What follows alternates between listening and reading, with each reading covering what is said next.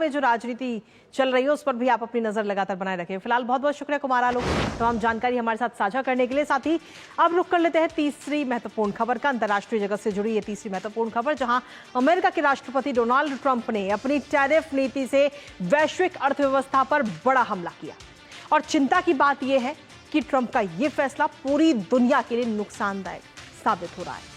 इससे investment, global trade भी काफी ज्यादा प्रभावित हो रहा है और लोग इस समय अपना खर्च करने से, निवेश करने से कतरा रहे हैं।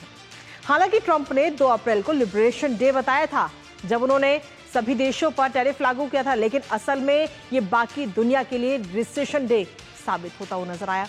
फिलहाल अब ट्रंप दवाओं और सेमीकंडक्टर पर भी टैरिफ लगाने की तैयारी कर रहे हैं, जिसमें व्यापार युद्ध बढ़ने के साफ संकेत हैं और इसका सीधा असर ग्लोबल मार्केट पर भी पड़ेगा।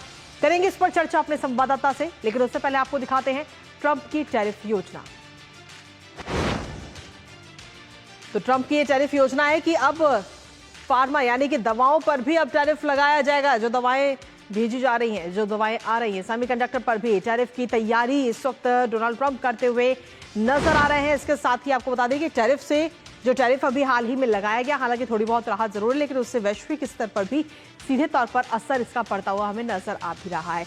वैश्विक बाजार पर मंदी का भी खतरा इस वक्त मंडरा रहा है। हालांकि क्योंकि अगर हम देखें तो चीन को छोड़कर के बाकी जिन देशों पर टैरिफ लगाया गया था, उनको सभी देशों को 90 दिन की मोहलत जरूर डोनाल्ड ट्रंप की तरफ से दी गई और ये मोहलत देने के बाद ही जो बाजार है वो वापस अपनी पटरी पर लौटता हुआ नजर भी आ रहा है। टैरिफ ब्रेक से ग्लोबल मार्केट को फिलहाल फौरी राहत जरूर मिलती हुई नजर आई, लेकिन इसके साथ ही अमेरिका चीन के बीच तनाव भी लगातार बढ़ रहा है, क्योंकि यूएस ने चीन पर 145% टैरिफ लगाया है हाल ही में। और कुछ इलेक्ट्रॉनिक उपकरणों को हालांकि पारस्परिक शुल्क से थोड़ी बहुत छूट जरूर दी गई है, जैसे एलसीडी की स्क्रीन होती है उसको इस वक्त छूट दी गई है, मोबाइल फोन्स को छूट दी गई है। चीन से आए जो स्मार्टफोन है उन पर भी किसी प्रकार का कोई शुल्क नहीं लगेगा, स्मार्टफोन को इससे राहत दी गई है। तो इस तरीके के आइटम्स पर, जो इस तरीके के जो चीजें हैं उस पर राहत मिली है, लेकिन साथ ही बदले में चीन ने भी 125% शुल्क लगा दिया है। और ट्रंप की तरफ से हाल ही में जो ऐलान किया गया वो आपको बता दें कि महत्वपूर्ण सामानों के घरेलू उत्पादन की सुरक्षा जो है वो बहुत ज्यादा जरूरी है। अमेरिका को ध्यान में रखते हुए ये बात उनकी तरफ से कही गई। साथ ही उन्होंने कहा कि संपूर्ण इलेक्ट्रॉनिक्स आपूर्ति श्रृंखला पर भी इस वक्त टीम की नजर है। हमारा लक्ष्य ज्यादा अमेरिकी निर्मित उत्पाद करना और अमेरिका को ग्रेट बनाना, ये बात डोनाल्ड ट्रंप की तरफ से कही गई है। और साथ ही उन्होंने कहा कि अन्य देशों पर अब जो निर्भरता है वो कम होगी, अमेरिका आत्मनिर्भर बनेगा। और हमारे साथ ही आपको बता दें कि वैश्विक बाजार पर भी इसका सीधे तौर पर प्रभाव पड़ता हुआ नजर आ रहा है। हमारे साथ हमारे सहयोगी भी इस वक्त जुड़ रहे हैं, सीधा उन्हीं का रुख करते हैं। तो इस वक्त हमारे साथ हमारे सहयोगी अक्षय डोंगरे इस वक्त जुड़ गए हैं। अक्षय, क्या कुछ ताजा अपडेट है आपके पास में, क्योंकि अगर अभी तक हम देखें तो 90 दिन की मोहलत जरूर बाकी देशों को मिल गई है चीन के अलावा, लेकिन अब दवाएं और सेमीकंडक्टर इस पर टैरिफ लगाने की तैयारी डोनाल्ड ट्रंप करते हुए नजर आ रहे हैं और कह रहे हैं कि अगले 1 से 2 महीनों में इन पर भी टैरिफ लागू होगा। बिल्कुल, आपने ठीक कहा। एक तरह से अगर बात की जाए ट्रंप के टैरिफ्स की, तो ट्रंप की अब जो इकोनॉमिक पॉलिसीज है उनकी स्थिरता का एक तरह से अंदाजा इसी बात को देखकर लगाया जा सकता है कि पहले उन्होंने लिबरेशन डे अनाउंस किया, उसके बाद उन्होंने टैरिफ्स लगाए और अब 1 हफ्ता का समय ही हुआ है वो लिबरेशन डे मनाए हुए कि कई सारे जो टैरिफ्स थे उनमें या तो ब्रेक दिया जा रहा है या फिर उनको रोल बैक किया जा रहा है या फिर मोहलत कई देशों को दी जा रही है। और उससे ये चीज़ साफ पता चलती है कि प्लानिंग की कहीं ना कहीं कमी इतने बड़े लेवल पर भी रही है। अगर टैरिफ का इंप्लीमेंटेशन करना था और अगर मोहलत देनी थी तो थोड़ा सा रिसर्च करके एक बार देख लिया जाता, पहले बात की जाती कि किस तरह से बाकी देश इसको लेकर जाना चाहते हैं। और मैन्युफैक्चरिंग अगर बात की जाए अमेरिका में करने की, तो उसको देखते हुए उसका काफी नुकसान ये भी होगा कि अमेरिकी जो लेबर है उसकी कॉस्ट बहुत ज्यादा है। वहां पर लोग अगर काम करेंगे तो वो बहुत ज्यादा चार्ज करेंगे, उसकी वजह से जो एंड प्रोडक्ट होगा वो बहुत महंगा अमेरिकी को ही खरीदना पड़ेगा, तो ये एक नुकसान है। दूसरी बात, अगर आपने जो कही सेमीकंडक्टर और फार्मास्यूटिकल इंडस्ट्री की, तो जिस तरह से ऑटोमोबाइल इंडस्ट्रीज की वजह से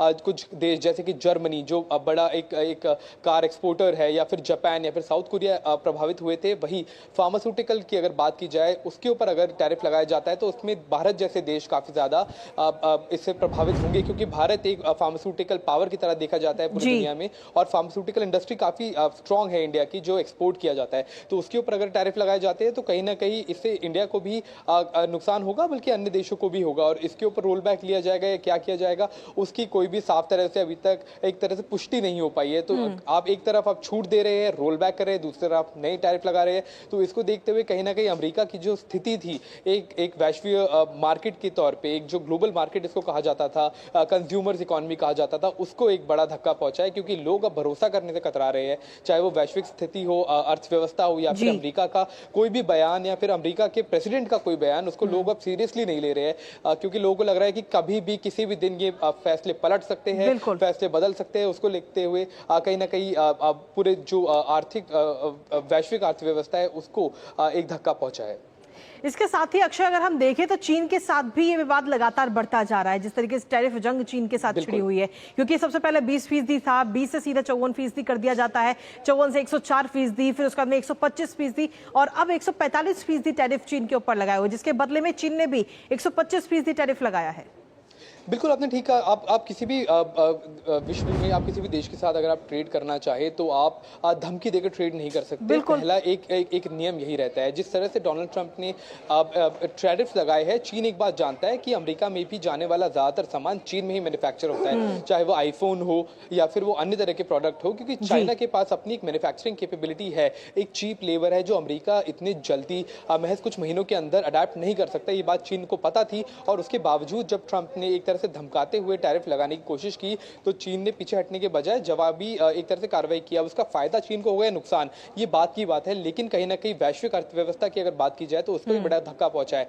दूसरी बात, अगर इसमें ताजा अपडेट की बात की जाए तो अब चीन ने कहीं ना कहीं ट्रेड वॉर को बढ़ाते हुए ये कहा है कि जितनी भी एयरलाइंस है चाइना की, वो जो एयरक्राफ्ट है वो अमेरिका से ना खरीदे। तो बोइंग के जितने भी प्लेन्स की डिलीवरी होने वाली थी, ताजा जानकारी यही है कि उनकी डिलीवरीज रोक दी गई है। तो अब किसी यूरोपियन कंट्री या फिर अपने खुद के एयरप्लेन मैन्युफैक्चर करने के ऊपर चीन ध्यान दे सकता है, या फिर रिसर्च के ऊपर। और जब तक वो खुद अपने पास कैपेबिलिटी नहीं बना लेता, तो एयरबस जैसी यूरोपियन कंपनीज है उनकी मदद ली जा सकती है। तो कहीं ना कहीं अमेरिका ना चाहते हुए या ना चाहते हुए खुद जो फैसले लिए गए हैं उनकी तरफ देखते हुए ऐसा लग रहा है कि चीन और जितनी भी एशियन इकोनॉमीज है उनको यूरोपियन इकोनॉमीज के साथ में और ज्यादा घनिष्ठता से ट्रेड करने का बढ़ावा ये दिया जा रहा है। और अमेरिका एक मार्केट है, लेकिन क्या वो उस कॉस्ट को उठा पाएगा जो अमेरिका में मैन्युफैक्चर प्रोडक्ट्स को लेकर बनने वाली है? ये एक बड़ा सवाल है। चलिए, फिलहाल बहुत बहुत शुक्रिया अक्षय, तमाम जानकारी और अपडेट्स हमारे साथ साझा करने के लिए। सीधे तौर पर ये जो जंग छिड़ी हुई है, इसका अंत कब तक होगा, इसका हम सभी